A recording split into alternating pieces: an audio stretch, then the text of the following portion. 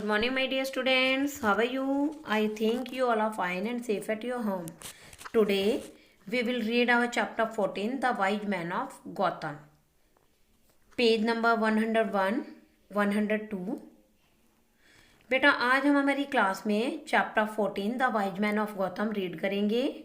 इस चैप्टर में गौतम के बुद्धिमान व्यक्तियों के बारे में बताया गया है कि वो किस प्रकार कोई भी काम करते थे, वो कैसे करते थे। तो जो गौतम के लोग हैं उनकी बुद्धिमानी का जो जिक्र है वो इस चैप्टर में आपको देखने को मिलेगा। आप इस लेसन को, इस चैप्टर को ध्यान से रीड करेंगे और सुनेंगे, समझेंगे। उसके बाद ही आपको ये चैप्टर समझ आएगा। चैप्टर बेटा बड़ा ही इंटरेस्टिंग है, आप इसको एक स्टोरी की तरह सुनेंगे और समझेंगे। Okay, now we will start our chapter. Okay, Gotham is a village near Nottingham in England. Gotham एक गांव है इंग्लैंड में, नॉटिंगम के पास। बेटा गौथम जो है एक गांव का नाम है जो कि इंग्लैंड में है, नॉटिंगम के पास। विलेज मीन्स गांव। Long long ago the people of Gautam were known for their foolishness. Long long ago बहुत समय पहले, काफ़ी समय पहले जो गौतम के लोग थे उन्हें उनकी मूर्खता के लिए जाना जाता था। उनकी मूर्खता के लिए जाना जाता था किन्हें? जो गौतम के रहने वाले लोग थे।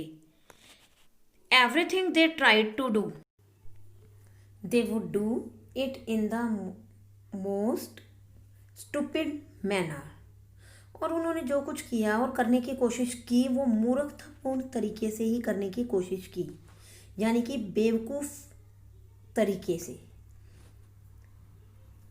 All the world laughed eight their mistakes. और सारी दुनिया के लोग जो थे वो उन पर हंसते थे, उनकी गलतियों के लिए।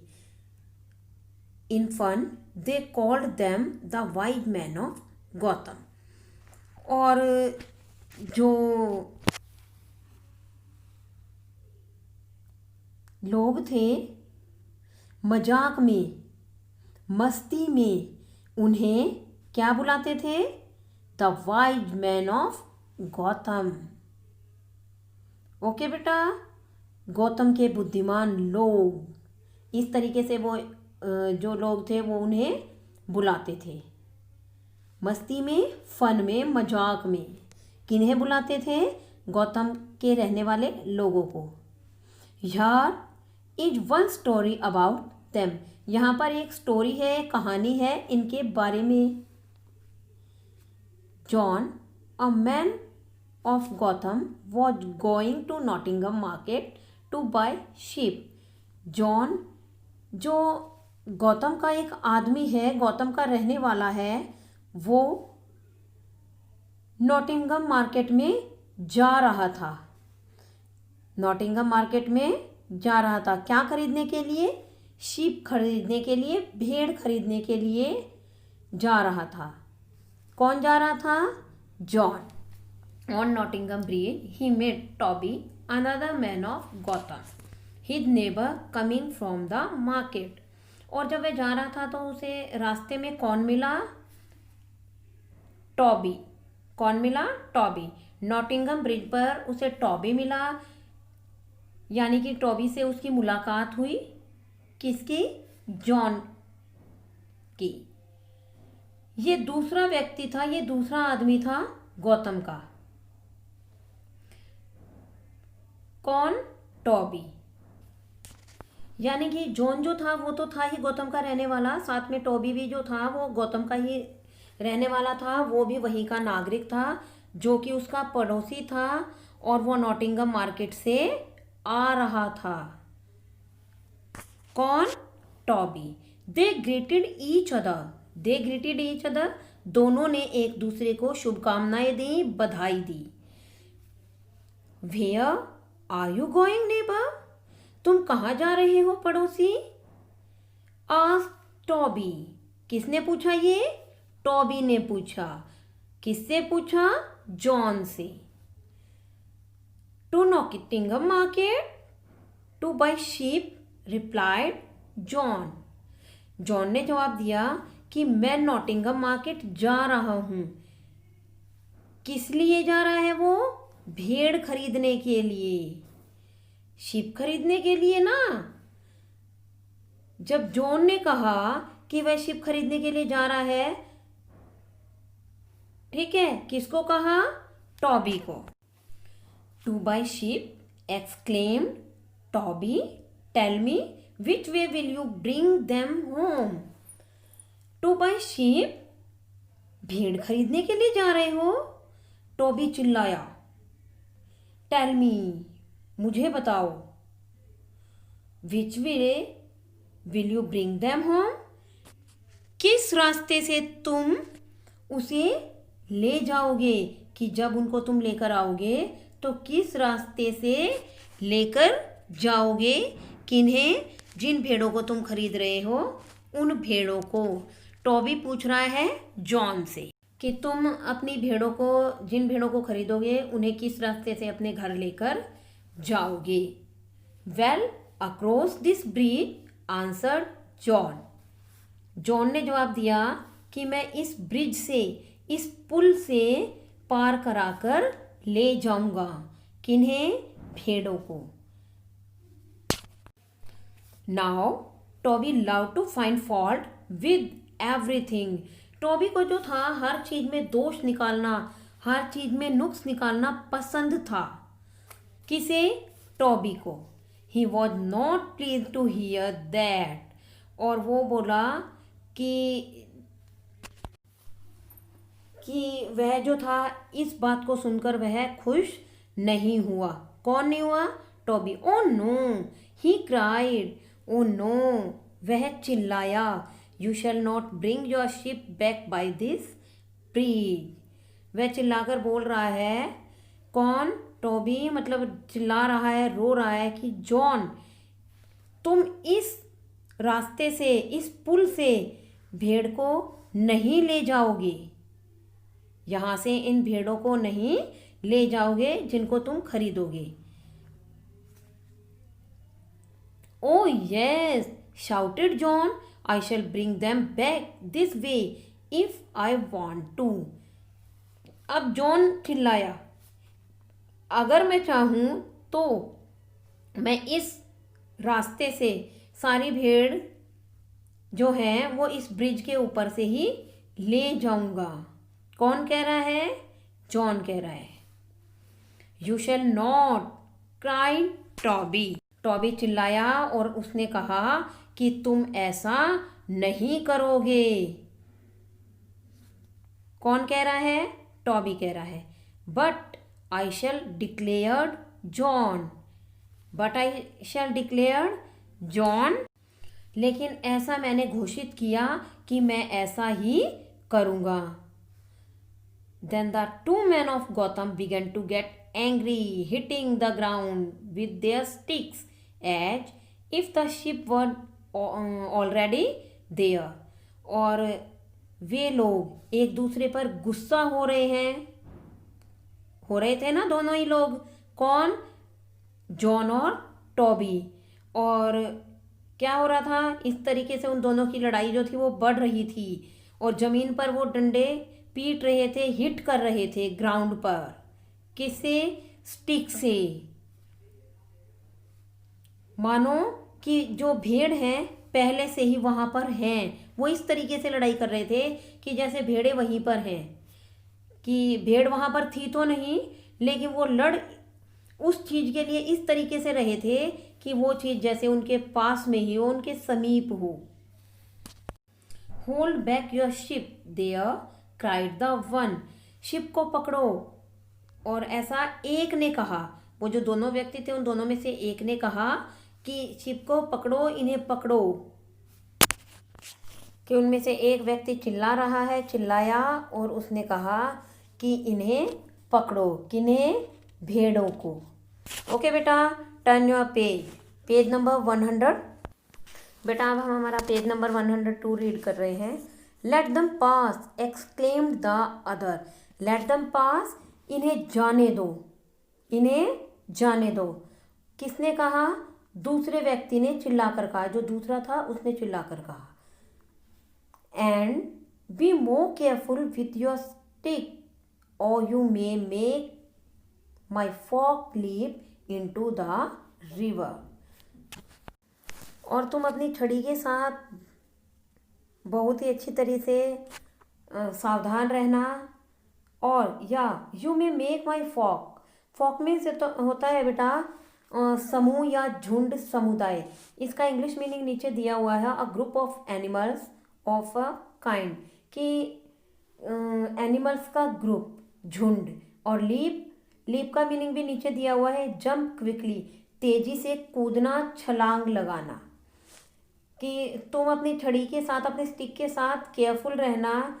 या you may make my flock leap into the river, कि क्या मतलब कि या तुम मेरे जो भी भेड़ का झुंड रहेगा उसे तुम नदी में बहा देना, उनको जंप करा देना, गिरा देना। ओके, नेक्स्ट है, so they argued and shouted running this way and that until Martin, a third man of Gotham, appeared. अब क्या होता है बेटा, एक तो पहले आप आर्ग्यूड नीचे लिखा हुआ है, मीनिंग देखिए, spoke angrily because they disagreed with each other, गुस्से में बोलना, कि जब हम किसी की बात से सहमत नहीं होते हैं तो जिद बहस होती है ना, जो गुस्से में हम बोलते हैं बहस करना, आर्ग्यूड बहस करना। सो दे आर्ग्यूड, और क्या हुआ, इसीलिए वे दोनों एक दूसरे पर बहस कर रहे थे, चिल्ला रहे थे। कौन, जॉन और टॉबी, दोनों ही चिल्ला रहे थे और बहस कर रहे थे। और इस तरीके से जो उनकी फाइटिंग थी, जो उनकी बहस थी, वो बढ़ती जा रही थी, बढ़ने लग रही थी। फिर क्या होता है, until Martin a third man of Gotham, और तभी क्या होता है, एक और व्यक्ति नॉटिंगम का आ गया होता है।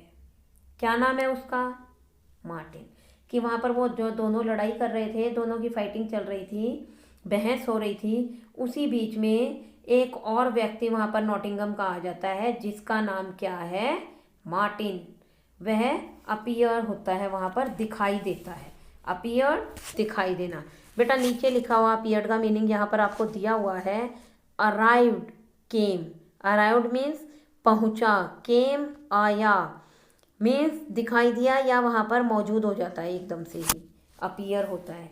He was coming back from Nottingham market, और जो कौन है, मार्टिन। मार्टिन जो है वो अभी नॉटिंगम मार्केट से वापस आ रहा था। जो मार्टिन है वो भी तीसरा व्यक्ति है ना, गौथम का रहने वाला जो है, वो नॉटिंगम मार्केट से वापस आ रहा था। There was a sack of flour on the back of his horse, और उसके घोड़े पर आटे की बोरी थी। आटे की एक बोरी जो है वो उसकी घोड़े की पीठ पर रखी हुई थी, उसकी घोड़े पर रखी हुई थी। He looked silently at the two man fighting with each other, और जो मार्टिन था वो चुपचाप रहकर, मौन रहकर, यानी कि शांति से क्या कर रहा था, दोनों इंसानों की, दोनों व्यक्तियों की लड़ाई को देख रहा था, जॉन और टॉबी की। देन ही सैड लाउडली, तब वह जोर से चिल्लाया, उसने जोर से कहा। किसने, मार्टिन ने। बी काम, डोंट फाइट, बी काम, शांत हो जाओ, डोंट फाइट, लड़ो मत, लड़ो मत। Please help me lift this sack of flour on to my shoulder and I shall teach you an important lesson. Please, कृपया, कृपया करके मेरी मदद करो इस आटे की बोरी को मेरे कंधे पर डालने में। कि ये जो आटे की बोरी मेरे हॉर्स की पीठ पर, मेरे मेरे घोड़े पर रखी हुई है, इसे मेरे कंधे पर रखो।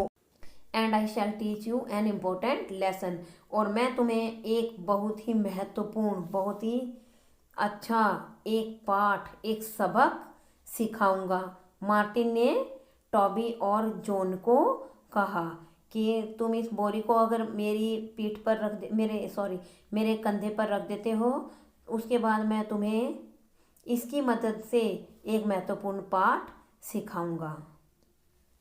दे help him lift the sack on to his shoulder. और फिर क्या हुआ, उन दोनों ने, जॉन और टॉबी ने क्या किया, मार्टिन की मदद की और उस बोरी को उसके कंधे पर डाल दिया। Then Martin walk to the edge of the bridge. अब क्या किया मार्टिन ने, तब मार्टिन ने क्या किया, मार्टिन चलकर ब्रिज के किनारे की ओर जाता है, ब्रिज के किनारे पर चला जाता है। एज होता है किनारा। He opened the sack and emptied the flour into the river. He opened, उसने खोला, the sack, बोरी को, and emptied. emptied का मीनिंग देखिए बेटा, नीचे लिखा हुआ है took out everything that was in the sack, कि जो भी उस बोरी के अंदर था उसे निकाल देना, उसे खाली कर देना। क्या किया उसने, क्या किया था उसने, बोरी को खोला और जो उसका फ्लोर था, आटा था, उसे नदी में डाल दिया, खाली कर दिया। कहने का मतलब क्या, नदी में उस आटे को डाल दिया, आटे को बहा दिया। अब बोरी जो थी वो खाली हो गई थी। He shook out the sack and said. अब उसने बोरी को हिलाकर कहा, उसने बोरी को हिलाया, शुक आउट हिलाया, एंड सेड और कहा, टेल मी मुझे बताओ, टेल मी मुझे बताओ। गुड नेबर्स अच्छे पड़ोसियों, how much flour is in the sack now, कि अब इस बोरी में कितना आटा है, अब इस बोरी में कितना आटा है, अब तुम मुझे ये बताओ। और उसने क्या किया था, आटे को तो उसने नदी में डाल दिया था, बोरी खाली हो गई थी। Why none the two man answered together. Why क्यों,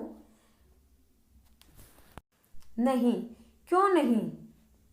the two man answered together, दोनों व्यक्तियों ने एक साथ उत्तर दिया। That is a good reply, कि उसमें तो कुछ भी नहीं है। दोनों व्यक्तियों ने एक ही साथ जवाब दिया कि इसमें तो कुछ भी नहीं है। यानी कि जब उनसे ये पूछा गया कि इस बोरी में कितना आटा है, क्या कुछ है, अब मुझे बताओ, तो उन्होंने कहा, टॉबी और जॉन ने, कि क्यों नहीं, कि इसमें तो कुछ भी नहीं है। That is a good reply sad he. That is a good reply, कि मार्टिन ने कहा कि ये तुम्हारा बहुत ही अच्छा जवाब है। सैड ही यहाँ पर मार्टिन के लिए है। There is no flour in the sack and there is no sense in your foolish heads because you were fighting about sheep which are not here at all. अब क्या कहते हैं, मार्टिन ने कहा कि दोनों का ही बहुत ही अच्छा जवाब है, कि टॉबी और जॉन ने बड़ा ही अच्छा जवाब दिया है कि इसमें तो आटा नहीं है, ये तो खाली है। और मार्टिन ने जवाब दिया, मार्टिन ने कहा कि बड़ी अच्छी समझ है तुम्हारी दोनों की, कि इसमें तो कुछ भी नहीं है, ये खाली है। और आपके जो ये मूर्ख दिमाग है, जो ये आपका मूर्ख सिर है ना, जो आपका ये मूर्खता भरा सिर है, फुलिश हेड है, इसमें भी कोई समझ नहीं है, ये खाली है। क्योंकि आप उसके बारे में लड़ रहे हो जो चीज, जो भेड़ें यहाँ पर है ही नहीं। जो चीज यहाँ पर नहीं है उसके लिए क्यों लड़ना।